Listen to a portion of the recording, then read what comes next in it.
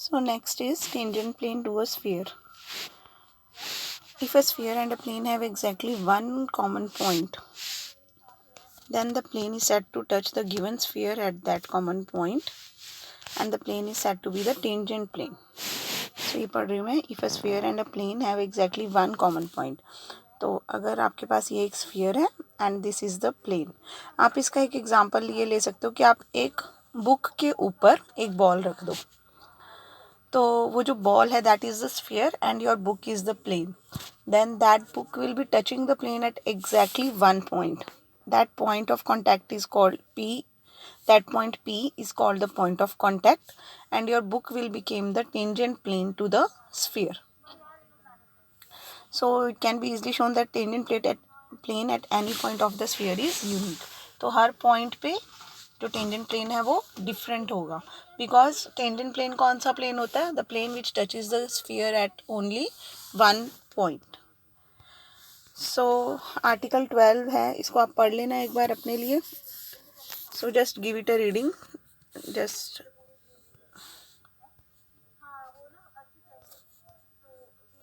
give a reading to this page for the clarity of your own concepts. Then next is article 13. Again give reading to this for your own, for the clarity of your own concept. सारा कुछ वही है जैसे कि हम circle की tangent line draw करते थे, तो अब स्फीयर के लिए होता है हमारे पास टेंजेंट प्लेन. सो आर्टिकल 13 आप एक बार पढ़ लेना. याद आपको यहाँ से सिर्फ रिजल्ट रखना है, that the required equation of tangent plane is given by x(x1) plus y(y1) plus z(z1) plus u into x plus x1 plus v into y plus y1 plus w into z plus z1 plus t is equal to 0. So ये tangent plane की equation कैसे आई है? वही ये equation of sphere है, तो x square को आप x(x1) कर देते हो, वाई स्क्वायर को y(y1), z स्क्वायर को z(z1). U x is replaced by x plus x1 by 2, तो ये वाला 2 और ये वाला 2 कैंसिल होके u into x plus x1 वाली टर्म आ गई. Then y is replaced by y plus y1 by 2, z is replaced by z plus z1 by 2. So d remaining the same. तो अगेन आर्टिकल 13 को just give it a reading and so basically यहाँ पे नया कुछ भी नहीं है, जो कुछ आप सर्कल वाले कॉन्सेप्ट में पढ़ के आए थे वही सारा कुछ है. सो शॉर्टकट मेथड एक ये देख लो, the equation of the sphere is this, let P be any point on the sphere. तो ये जो पी पॉइंट है ये स्फीयर की इक्वेशन को सेटिस्फाई करेगा. सो देखो एक आपके पास स्फीयर था, इस पे आपने पी कोई पॉइंट ले लिया, क्योंकि पी पॉइंट स्फीयर के ऊपर लाई कर रहा है तो ये टेंजेंट की इक्वेशन को सेटिस्फाई, स्फीयर की इक्वेशन को सेटिस्फाई कर रहा है. Now C is the centre of this sphere, so C is minus u minus v minus डब्ल्यू. So direction ratios of CP are x1 minus of minus u, that is x1 plus u, y1 minus of minus v, that is y1 plus v, z1 minus of minus w, that is z1 plus w. Now this CP is perpendicular, is normal to the plane at P. So यहाँ पे जो plane है CP is normal to that plane. So equation of tangent plane at P is given by, equation of tangent plane at P is given by, कैसे आया ये? Plane की equation होती है L इंटू एक्स माइनस ए, तो ए की जगह क्योंकि ये point P x1 y1 z1 plane पे लाई कर रहा है, so L into x minus x1 plus m into y minus y1 plus n into z minus z1 is equal to 0. So now L, M, N are the direction ratios of the normal to the plane and which are given by this. So L की जगह x1 plus u into x minus x1, M की जगह y1 plus v into y minus y1, N की जगह z1 plus w यहाँ से and into z minus z1. सो ये सारा कुछ पुट करके you will finally get the equation of the tangent plane. So इसको सॉल्व करके आपके पास रिक्वायर्ड टेंजेंट प्लेन की इक्वेशन आ जाएगी. So this is again just clarity of your concept कि कैसे टेंजेंट प्लेन की इक्वेशन निकाली है. तो एक रीडिंग ज़रूर आप इस सबको दो आर्टिकल को. तो बाकी यहाँ से याद हमने सिर्फ यही रखना है, that equation of tangent plane is S1 is equal to 0. The equation of tangent plane at the point x1, y1, z1 is S1 is equal to 0, where S, जब हम इक्वेशन ऑफ स्फीयर को S से denote करते हैं तो S1 is given by x x one plus that is x square y square z square को x x one y one one z z one से replace किया, x को x plus x one by two, y को y one plus y one by two, z को z plus z one by to से, and D the constant term as it is. On the other hand S11 is given by x1 square point को sphere में पूरा substitute करके. So equation of tangent plane is given by S1 is equal to 0. Again just give a reading to note 1, 2, 3, 4. ये सब obvious हैं जो हम पहले discuss कर चुके हैं, but still give it a reading so that आपका पूरा concept जो है वो अच्छे से revise हो जाए, क्योंकि बहुत सी चीज़ें जो हैं वो मेरे लिए obvious हैं कि विच आई थॉट कि आप you should know by yourself, so it's for your understanding to just give it a reading. ऐसी नोट 6 है, इसको भी आप एक बार पढ़ लेना. सो नेक्स्ट नोट 7 देखो. अब नोट 7 भी बहुत क्लियर है. नोट 7 में क्या बोल रहे हैं वो ये भी देखो, हम सर्कल में पूरा डिस्कस करके आए हैं और आपको बहुत क्लियर होना चाहिए ये कॉन्सेप्ट कि जब एक स्फीयर ड्रॉ कर रहे हैं और प्लेन कर रहे हैं, अब क्या ऑप्शन है, या तो प्लेन आपके स्फीयर के बीच में से कट करता है. अगर प्लेन और स्फीयर इंटरसेक्ट करते हैं तो हमने पढ़ा था लास्ट क्वेश्चन में कि एक सर्कल बनता है. दूसरा क्या हो सकता है कि प्लेन जो है वो स्फीयर को एग्जैक्टली वन पॉइंट पे टच कर रहा हो, जिसका मैंने आपको एक एग्जांपल दिया that you put a sphere a ball on a book. So तीसरा क्या हो सकता है कि आपका जो स्फीयर है, ये स्फीयर है और इधर प्लेन है, तो जो स्फीयर और प्लेन है वो इंटरसेक्ट ही नहीं, ना टच कर रहे हैं ना इंटरसेक्ट कर रहे हैं. सो क्लियरली देखो, P is the perpendicular distance of the plane from the center and R is the radius. So if P is less than R, इसका मतलब plane cuts the sphere in a circle. When P is equal to R, अब यहाँ पे ये वाला case देखो, ये perpendicular distance है from the center और रेडियस भी सी के इक्वल है. So if p is equal to r then plane touches the sphere and in one point only and the plane is known as the tangent plane. Third point है plane does not meet the sphere at all. So this is the perpendicular distance p whereas this यहाँ तक है आपका radius r. So clearly p is greater than are. So when P is greater than R, then plane does not meet the sphere at all. So कुछ भी नया नहीं है इसमें.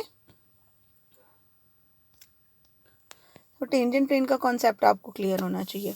अब कभी वो आपको बोल देंगे कंडीशन ऑफ टेंजेंसी निकालनी है, तो आप क्या करोगे कंडीशन ऑफ टेंजेंसी के लिए? Perpendicular distance of the plane from the centre of sphere should be equal to radius of the sphere. तो जब भी आप ये कॉन्सेप्ट यूज़ करोगे you will get the condition of tangency of the plane.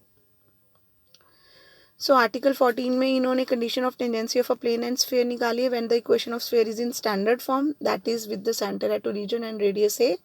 And article 15 में इन्होंने condition of tangency निकाली है when the equation of the sphere is in the general form. So दोनों में सेम कॉन्सेप्ट यूज़ किया है that the perpendicular distance of the center from the plane is equal to radius of the sphere. Perpendicular distance of the center from the plane is equal to radius of the sphere. तो ऐसे ही conditions हमें याद रखने की ज़रूरत नहीं है. जहाँ पे भी हमने कंडीशन ऑफ टेंजेंसी निकालनी होगी या टेंजेंट प्लेन प्रूव करना होगा तो हम प्रूव कर देंगे that perpendicular distance from the center is equal to radius. So let us come to the examples.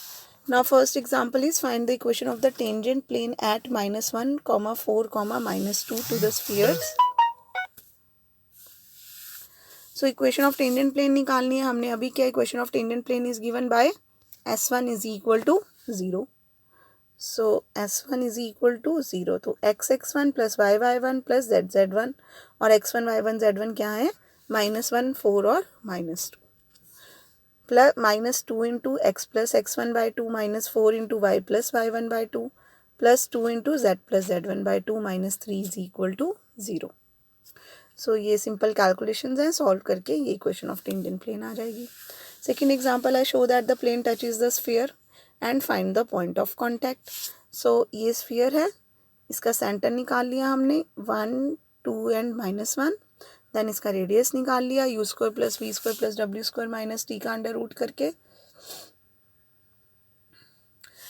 Then we have found the perpendicular distance from the center on the plane this. Perpendicular distance निकालने के लिए point को plane की equation में put करते हैं, divided by the coefficient of x की square plus coefficient of y की square plus coefficient of z की स्क्वायर का under root. So perpendicular distance आ गया 3 और रेडियस भी आ रहा था 3. So perpendicular distance from centre is equal to radius, therefore plane touches the sphere. आगे पॉइंट ऑफ कॉन्टैक्ट निकालने के लिए हम सेम कॉन्सेप्ट यूज़ करेंगे. कौन सा सेम कॉन्सेप्ट? जब हमारा प्लेन सर्कल के साथ इंटरसेक्ट करता था तो सर्कल बनता था और उस सर्कल की जो हम सेंटर निकालते थे. सो अब यहाँ पे ये प्लेन है और स्फीयर है. सो सेंटर के कोऑर्डिनेट्स हमें पता है, हमें ये पॉइंट ऑफ कांटेक्ट P निकालना है. तो क्या करेंगे?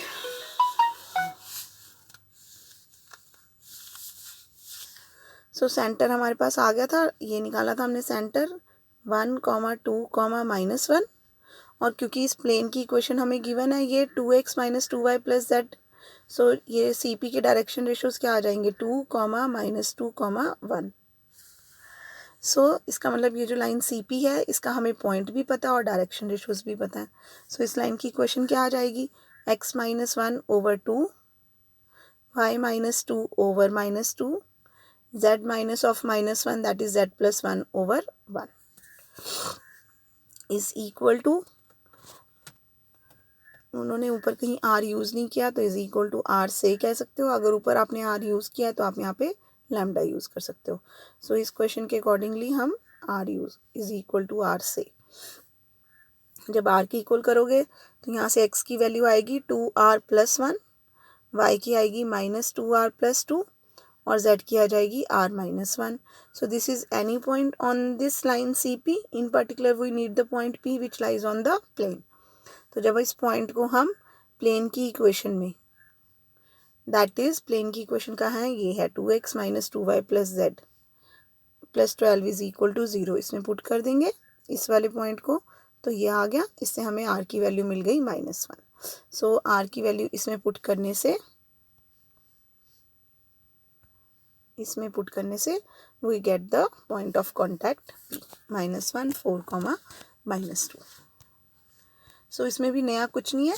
जैसे आपने सेंटर ऑफ सर्कल निकाला था when the plane was intersecting with the sphere. Now when the plane is touching the sphere तो दैट पॉइंट P जो वहाँ पे सेंटर ऑफ द सर्कल बनता था यहाँ पे पॉइंट ऑफ कॉन्टैक्ट बन गया.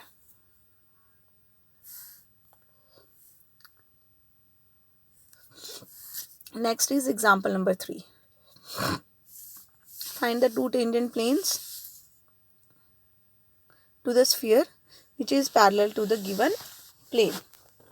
तो जैसे हम करते थे parallel line. If Lx + My + n is any line, then equation of any line parallel to this was of the type Lx + My + n dash equal to 0. सिर्फ कांस्टेंट टर्म चेंज होती थी. ऐसे ही सेम प्लेन में है. अब plane में equation of plane is क्योंकि given by Lx + My + nz + d equal to 0. So equation of any plane parallel to the given plane will be of the type Lx + My + nz + d dash equal to 0. That is सिर्फ constant term change हो जाएगी. So इसीलिए they are saying the equation of sphere is this and the equation of any plane parallel to this plane will be of the type 2x + 2y - z + k. So constant term change हो जाएगी. Now if this plane is tangent to the given sphere, so perpendicular distance from its center should be equal to radius. So वही concept use किया. given sphere का हमें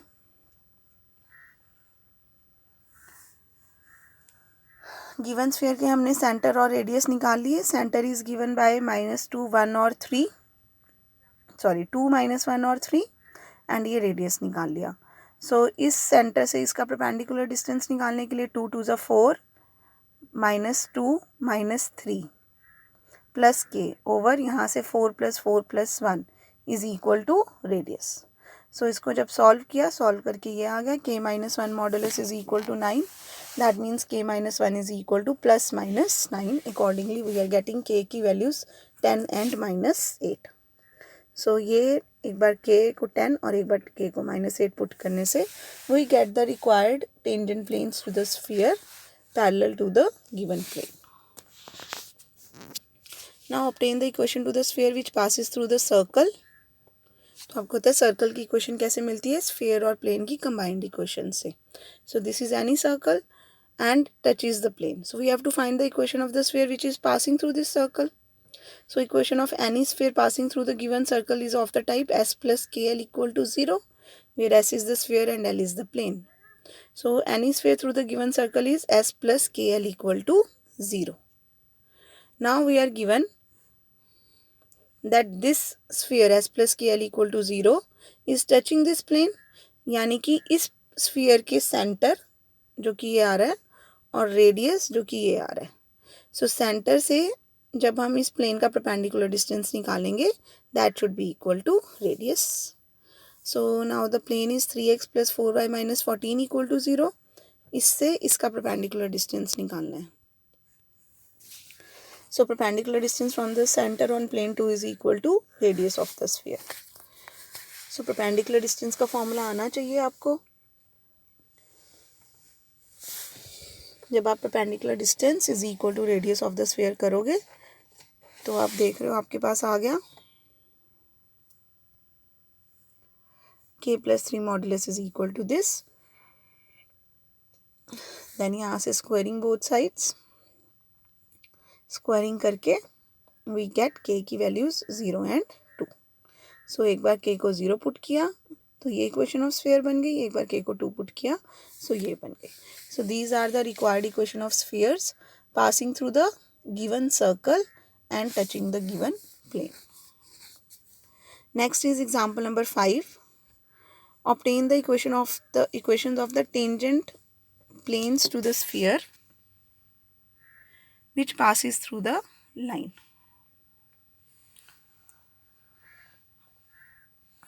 तो अब हमने given sphere का टेंजेंट प्लेन निकालना है which is passing through the given line. So इस एग्जाम्पल 5 को करने के देयर आर 2 मेथड्स. तो पहले हम बुक वाला मेथड डिस्कस करते हैं एक बार, फिर हम सेकंड मेथड देखेंगे. देखो इन्होंने क्या किया, we have to find equation of the tangent plane to the given sphere. तो ये देखो ये आपके पास एक स्फीयर है, आपको इसके टेंजेंट प्लेन की इक्वेशन निकालनी है and this is any line on this plane. This line is any line on the plane. हमें नहीं पता इस लाइन का इस स्फीयर के साथ क्या रिलेशन है. सो अब ये लाइन की इक्वेशन है. तो आपको पता है जब दो प्लेन्स, जैसे कि मैंने आपको बताया था कि एक स्फीयर और एक प्लेन के इंटरसेक्शन से सर्कल बनता है. So that means equation of circle in 3D is always given by the combined equation of that sphere and plane जिसकी इंटरसेक्शन से वो सर्कल बन रहा है. नाउ सिमिलरली क्योंकि दो प्लेन्स की इंटरसेक्शन से लाइन बनती है 3D में, सो उन्होंने क्या किया, ये जो लाइन की इक्वेशन गिवन थी इसमें आप एक बार ले लो first 2 3 into 16 minus x is equal to 3z वाला पोर्शन. तो जब आप ये लोगे तो आपके पास बन गया 3 से 3 कैंसिल हो रहा है, सो ये इक्वेशन बन जाएगी. और दूसरी बार आप इन दोनों को इक्वेट करो तो आपके पास ये इक्वेशन बन जाएगी. सो 3 डायमेंशन में एक्स वाई जेड में जो लीनियर इक्वेशन होती है दैट रिप्रेजेंट्स द प्लेन. यहाँ पे आपने ये नहीं सोचना कि ये तो एक्स वाई जेड में नहीं है, ये तो सिर्फ एक्स वाई में इक्वेशन है, तो दैट इज़ ओके कि जेड का कोफिशिएंट 0 है, but this equation is giving you equation of plane. तो ये जो लाइन हमारे पास आ रही है ये एक्चुअली इन दोनों प्लेन्स की इंटरसेक्शन से आ रही है. So equation of any plane through this line is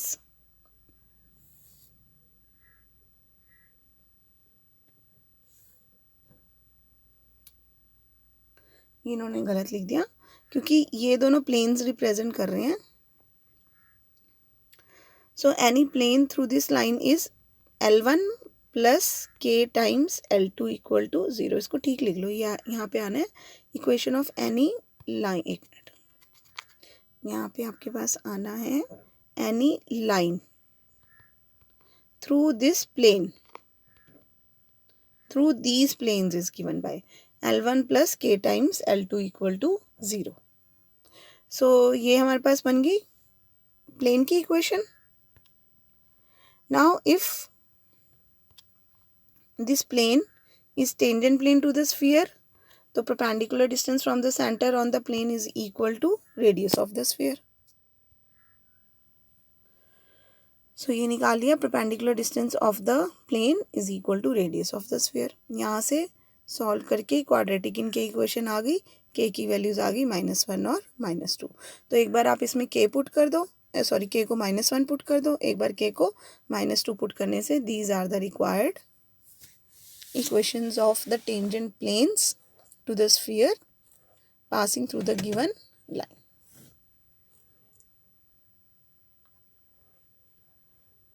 Now, so I was telling you कि इस क्वेश्चन को करने के there can be two methods.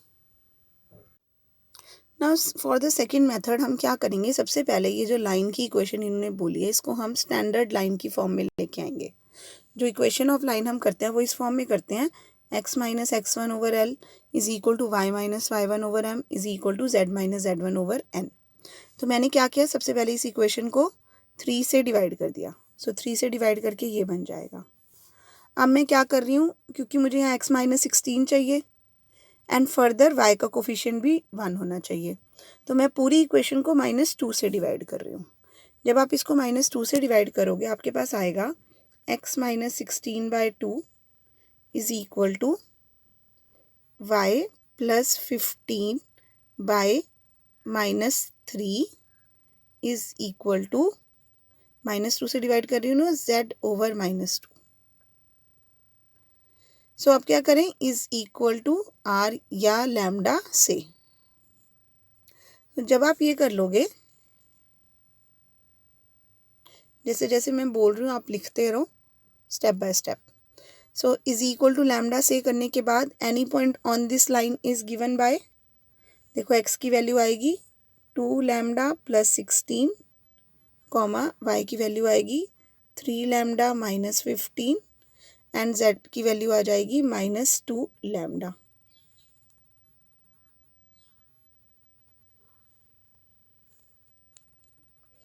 So this is any point on this line, on the given line.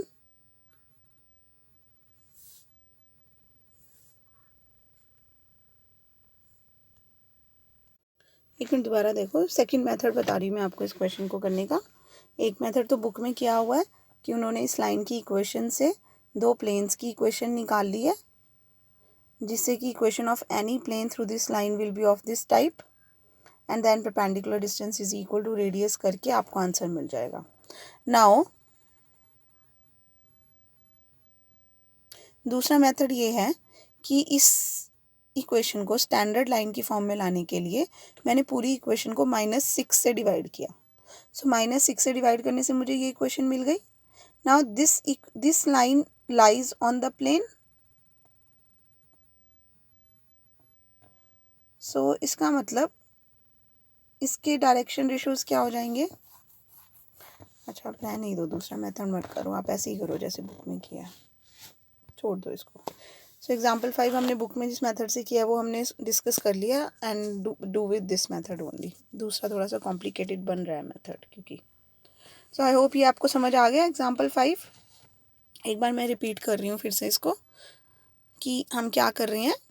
ये जो line की equation हमें given थी, पहले इन दोनों पार्ट्स को कंपेयर किया तो ये एक इक्वेशन मिल गई xy में, फिर इन दोनों को कंपेयर किया तो ये zx में एक इक्वेशन मिल गई.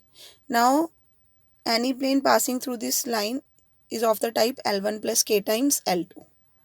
सो ये मिल गई हमें प्लेन की इक्वेशन.